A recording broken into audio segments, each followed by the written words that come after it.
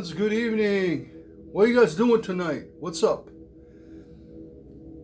So today I'm going to review Indiana Jones and the Great Circle for PlayStation 5. If you've been watching my channel, I've been playing the video game for a while. It's been about a couple of months, maybe 3 months. Actually, I think I left in 1984 and I came back and I played it. So it's been a while, but I finally finished the game this week. And I want to do a review on it because it's very important to me, very personal. As you know, I'm a very, big fan of Star Wars, Indiana Jones, Steven Spielberg, George Lucas, movies like E.T., Jaws, Close Encounters. I'm a big fan of Steven Spielberg, okay? And Steven Spielberg and George Lucas created Indiana Jones. Now, when you play a video game these days, it's basically a movie. Okay, you're playing a movie. It's really hot over here, guys. So playing a video game, for me, it's sort of like being in the movie, being in the moment, in the scene with the actors. Sort of like you're in there, you're part of it, And you won't see another review like this on YouTube. Most of the video game reviews are from like gamers that just do AI voices, and all they do is show the clips from the video game, and then it's like a minute, and then they give it a rating. Okay, so it's not a very real review coming from a real person. It's mostly AI. This game got like 10 out of 10 from like GamePro, IGN, like all the big channels, You go to GameStop and they say it's one of the best games of all. It won the award for best game of the year. It did. So what I'm saying is, I'm real with you, okay? I want to be real with you. I don't want to just sugarcoat everything and tell you this is one of the best games of all time when it comes to Indiana Jones. Okay, because I would be lying to you. And I am drinking my Coors. Cheers to Indiana. Now here I am wearing my Marshall College t-shirt. I'm staff at Marshall College. Actually, this is a Comic-Con exclusive that I got at the Comic-Con for Indiana Jones. I also have a t-shirt for Indiana Jones, the slot machine tournament, because I won a tournament at the Indiana Jones slot tournament. Yeah, they had a slot for Indiana Jones at the casino.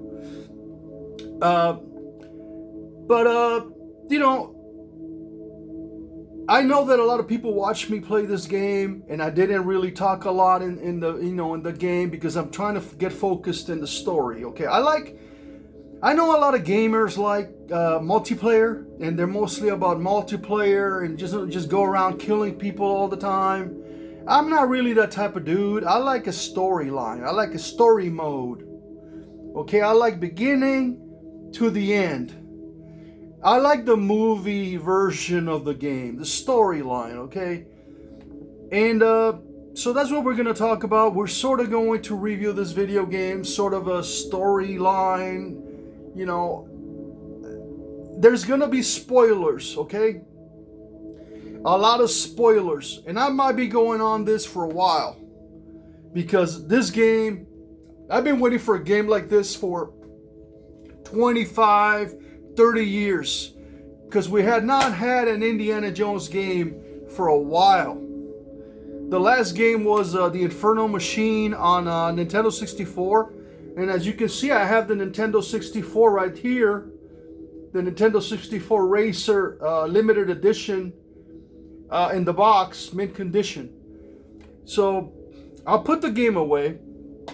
I'll just put it over here. Okay? Oh, wait, before I put it away, I only buy physical games. Before I forget, I only buy physical games with discs. I don't do digital games, only physical. And you should do it too. Trust me on this. Digital games, they can be deleted, taken away anytime, even if you pay for them. So my suggestion, if you are a gamer, and I consider myself a gamer, but not like a pro gamer, okay? So always buy the digital copy. I know it's still expensive. I saw it today for like $59.99.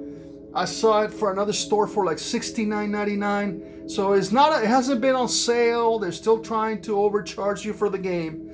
But if you can afford it, maybe get a coupon. You know, is it worth buying? Yes, it's worth buying. Is it worth replaying? Yes. So it's good to have, okay?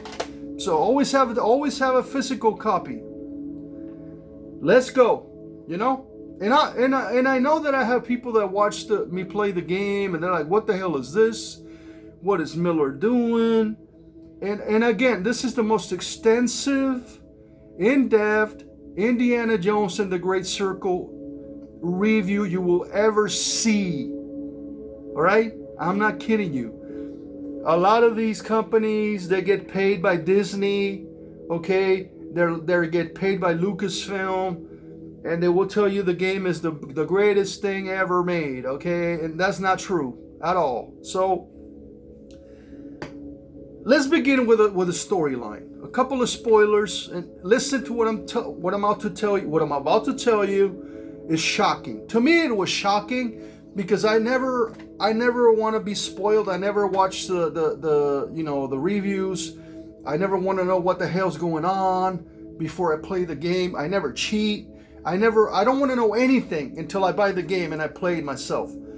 So this is what happens in the game. Let me just explain it to you sort of in a basic way. So you're Indiana Jones, okay? And something happens where you're involved with you start off at Marshall College. You know, you're a professor. This movie takes place between Raiders of the Lost Ark and the Temple of Doom. So it's between the timeline from the movies.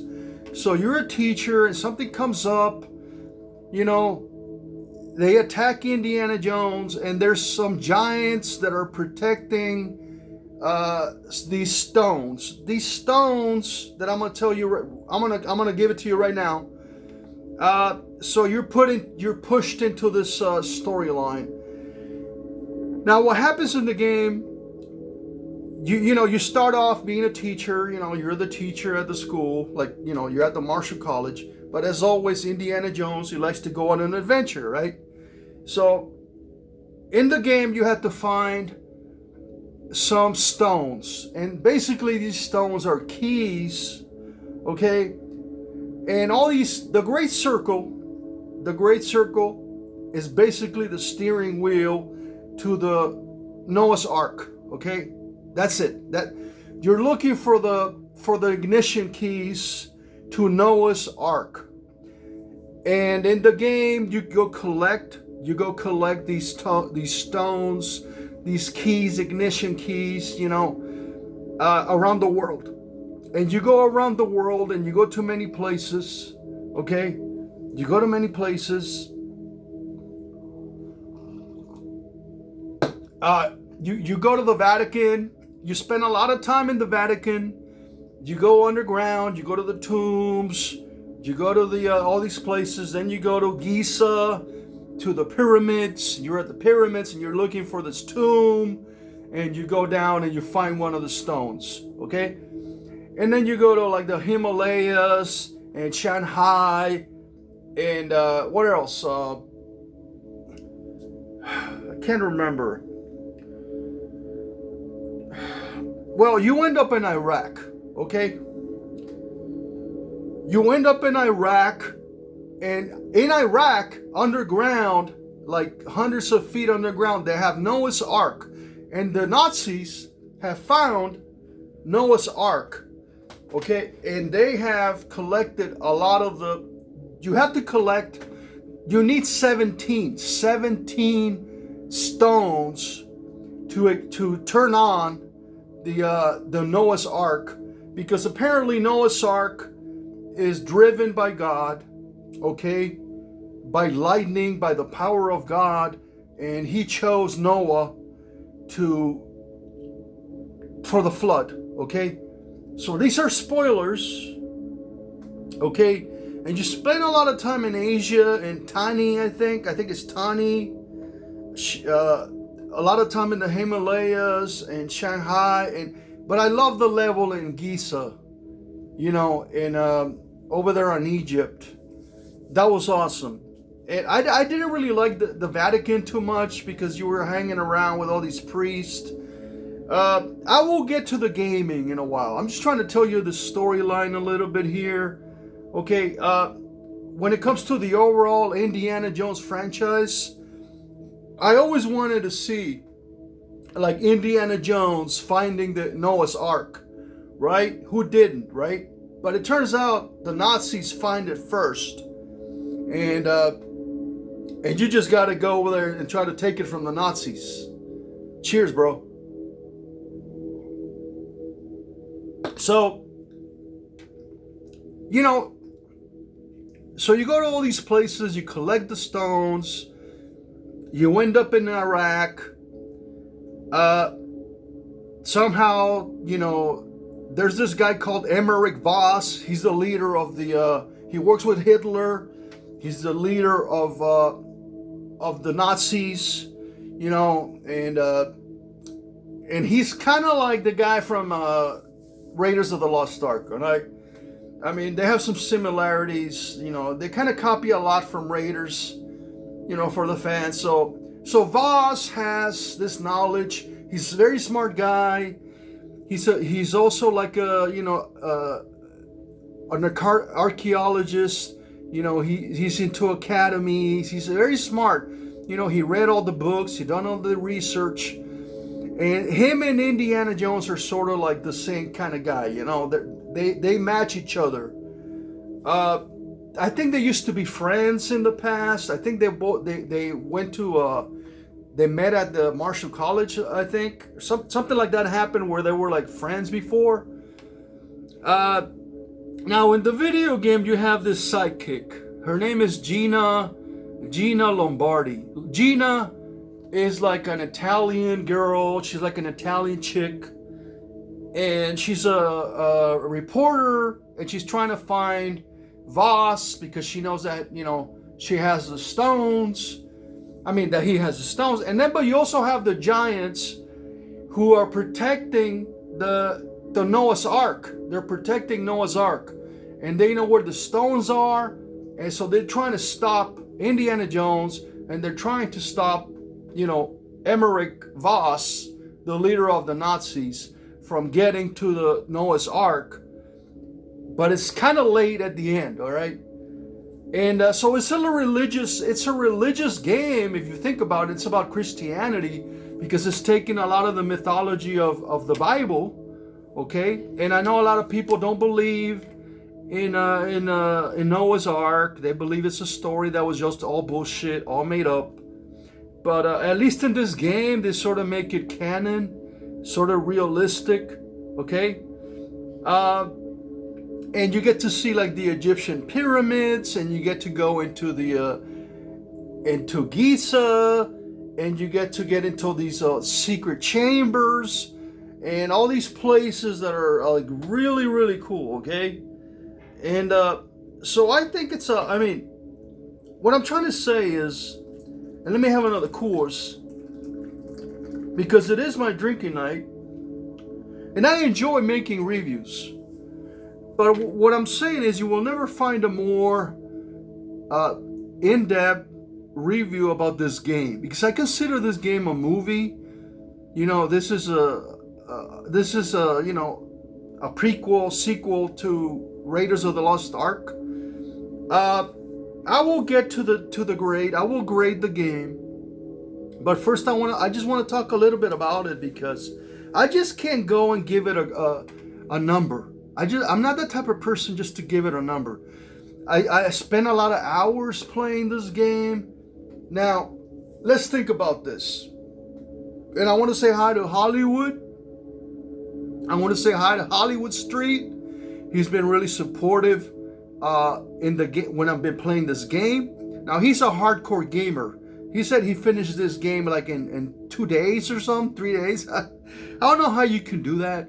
Now, I only play this game like maybe once a week, 3 hours, and then I skip a week or two, and then I play like 3 hours over here, 4 hours over there. So I'm not really like, I don't have, the gamers have like the headsets and the chair, and their little energy drinks, and they're multi-playing all day, and they're really into it. But I'm more about the story, because I love the storyline. Okay, I like a game about stories. I like writing. I like like again, Steven Spielberg and George Lucas. They were an inspiration, and I do like that they took the the mythology around Noah, gathering up all the animals and putting him in the ark and the flood, and they talk about the flood. So anyway, this is what happens at the end of the game. You collect all the keys. The giants, I wouldn't call them giants. They do call them giants in the game, but they're not really giants. I mean, these guys are like maybe like 10 feet tall, 12 feet tall. But when I think giants, I'm thinking like, like 20, 30, 40 feet tall guys, like in the Bible. In the Bible, they talk about giants, but maybe they weren't that giant. Maybe they were like in the video game, maybe they were just like 13 feet tall guys, 15 feet tall guys, So maybe that's what, maybe when people say the word giant, I'm thinking like, Time Bandits, when you had that big ass 200-foot, 300-foot giant. But in the game, these giants are just kind of like normal guys, that they don't look all that tall. They're more, maybe like 4 feet. I'm 6 feet. So you add a couple more, so they're like about 10, 12, 13 feet tall, whatever, So let's talk about the gaming. The gaming is good, okay? I think the gaming, like when you're talking about the mechanics, the controls, okay, I think that I don't see anything wrong with it. I think the gaming part of it is good. So I'm going to give that, and I'm going to use the 10 out of 10, because I know that I don't know if it's IGN or GamePro. When I say GamePro, it's because I used to buy that magazine a long time ago. I don't even know if they make that magazine anymore, but there used to be a magazine called GamePro, and I used to get it on the mail every week, and that was where you got all your cool, information on upcoming video games, Cheers. I hope you guys are enjoying the review. I get really into it, I know a lot of people don't care too much about it. It's just a video game, right? It's just a video game. Not to me. I take this shit seriously, bro. I take this shit personal, right? So when it comes to the moves and the levels and like the mechanics of the game, like whips, you throw whips, press R1, whatever, and you jump, and it's kind of like, you jump around and you gotta swing and you gotta shoot. So the control part of it, the menu is really good. You got the gun, you can get a gun. You do have your pistol, like in the original Raiders, he has a gun. You have your whip, you have your camera, okay, you have your food, because a lot of the time in the video game, you spend grabbing all these food, like bread and fruits and vegetables. So you're feeding yourself in the game. That's not bad. I like that. You also have some of the secret areas that you have to find, secret locations. Now, I kind of didn't care too much about that this time because there's a lot of places you can go to underground. You got all the tunnels and the secret rooms and the secret locations, and you got to find all the books. You got to collect books, comic books. You collect comic books, you find them in different places. You got to collect stones, the ammo for the gun. So the gaming part of it is perfect. Okay, I'm not complaining about any of it, about the modes and how to the menu, the map. You got to get a map. I'm not complaining about any of that. I think that's like average. Every game has that. The map, the menu, the changing of the weapon, the buttons, the X and the zeros and the squares and the triangles. Well, I'm talking about PlayStation 5. So that's no issue. I have no problem with that. Again, I like the story. I like that, you're going, you're fighting the Nazis to find the Noah's Ark. And I find that great. I think that's amazing. I think that should have been in the movie. Okay? Now, instead, we got the Dial of Destiny, which I really did like. I know a lot of people didn't like it, but I'm not here to review the Dial of Destiny. But I will say, and I don't want to do this. I really don't want to do this. Let me have another drink.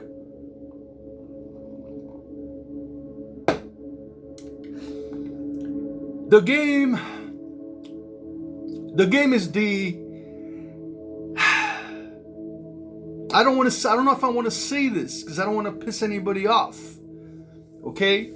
But there's a lot of diversity. There's a lot of agenda pushing, okay? When it comes to the LGBTQ. Okay? And I'm sorry I had to bring that up, but you could tell from the game story, but you got to think of it as a movie. You could tell there's an agenda by Disney again to push the agenda of lesbians and bisexuals, and I know that it's not the main drive, and it's not the main storyline of the game, but Gina, Indiana Jones' sidekick, and also Indy's friend in Cairo is a lesbian. Okay, and Gina is obviously a bisexual woman. She likes women and she likes men. So, there's a lot of that. Now, the main issue that I had here is that Indiana Jones, Harrison Ford, is an idiot. A lot of the times he's an idiot. And now the reason I say that is because, you have your sidekick helping you out, but it seems like Gina always knows everything, and Indiana Jones is kind of like clueless. Like he doesn't know what the fuck is going on. And it seems that she's always there to save him. It seems like she's always knows the secret door. She always knows the puzzle. Let's do this. Let's go over here. Let's go over there. You can't do it without me. You need me, Indiana Jones. And then they kind of lost me when at some of the final levels, when Gina says, sort of like Snow White, she says, "I don't need you to rescue me." I was like, what the fuck does this mean?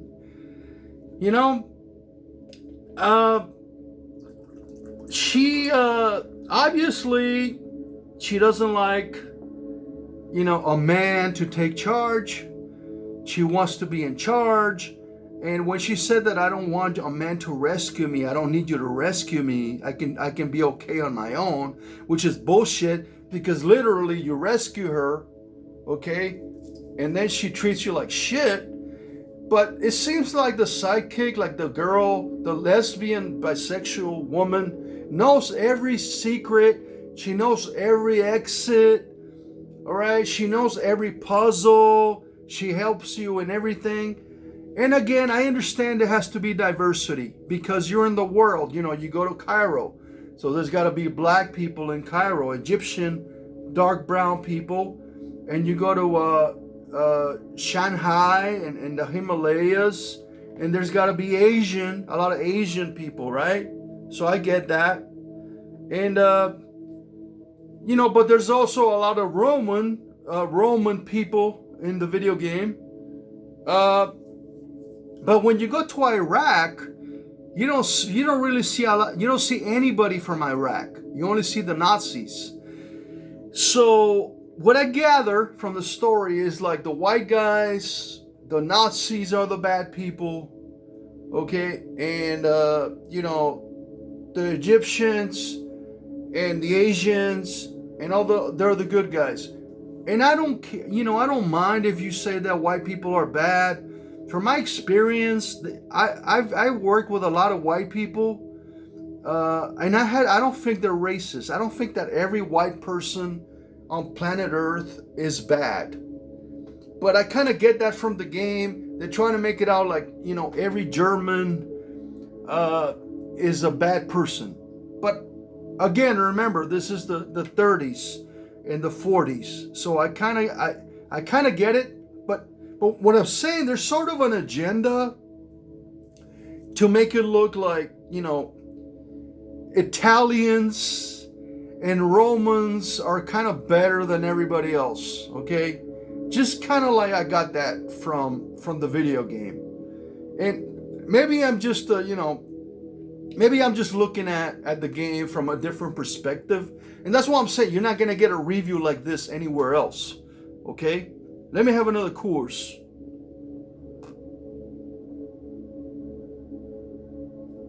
So, when it comes to, okay, look, I don't want to make this too long. But when it comes to the gaming, the AI, the mechanics of the game, it's not, there's nothing wrong with it. It's like every game that I played. It's easy, simple, I mean, when I'm talking about the the puzzling, now the puzzles are hard. I gotta tell you, I gotta give it to you. You guys got me. That was hard, bro. Woo, that was tough. When it comes to but it wasn't. You weren't that clever because I'm very smart.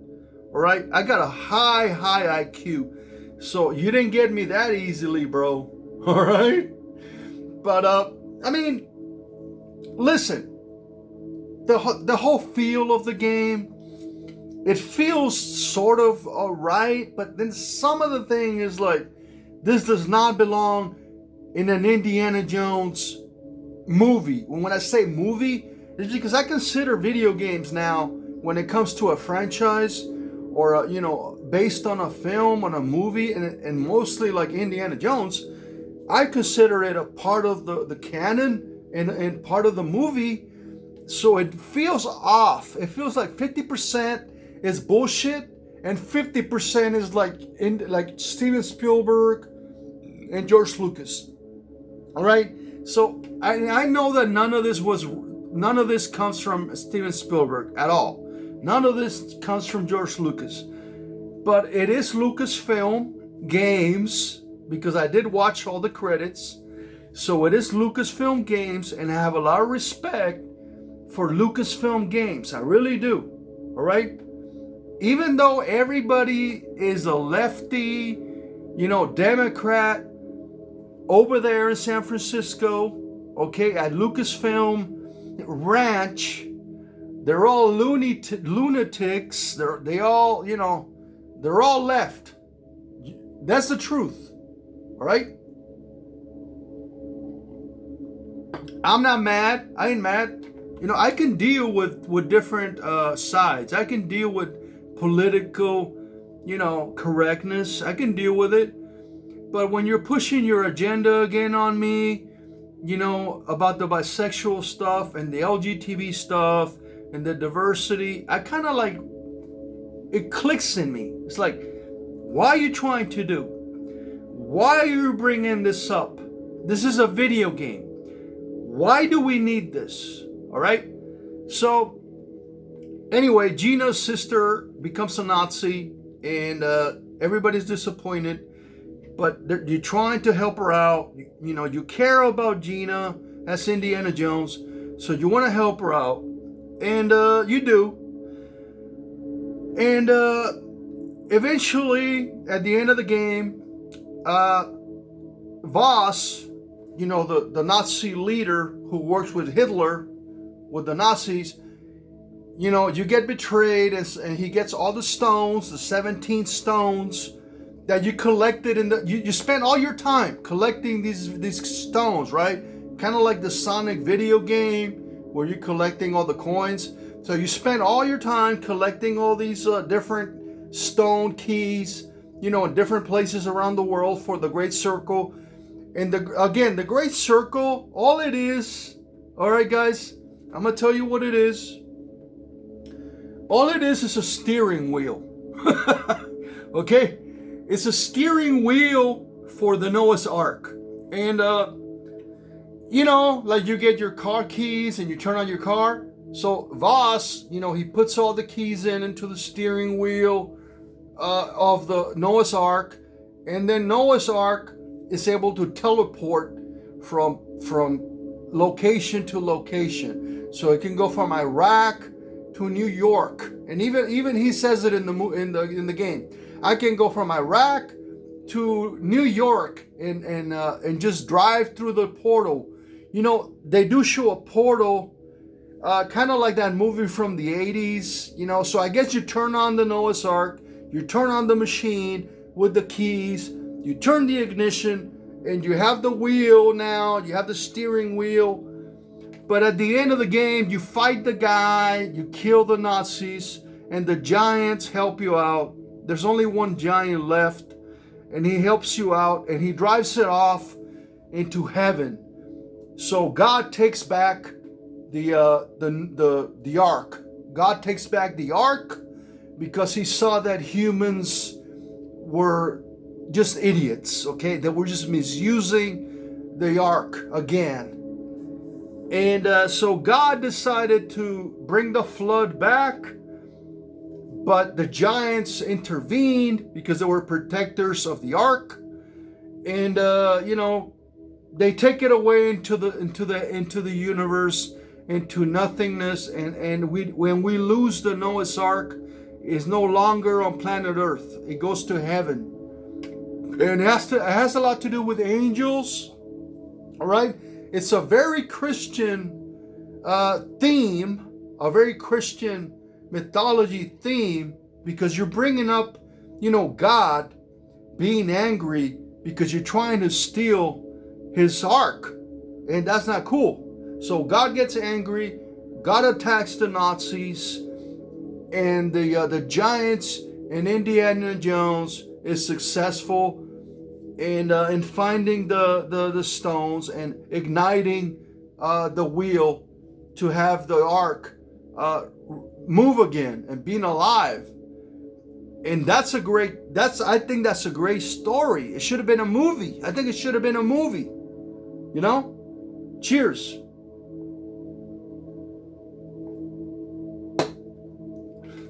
But let's get to the end here.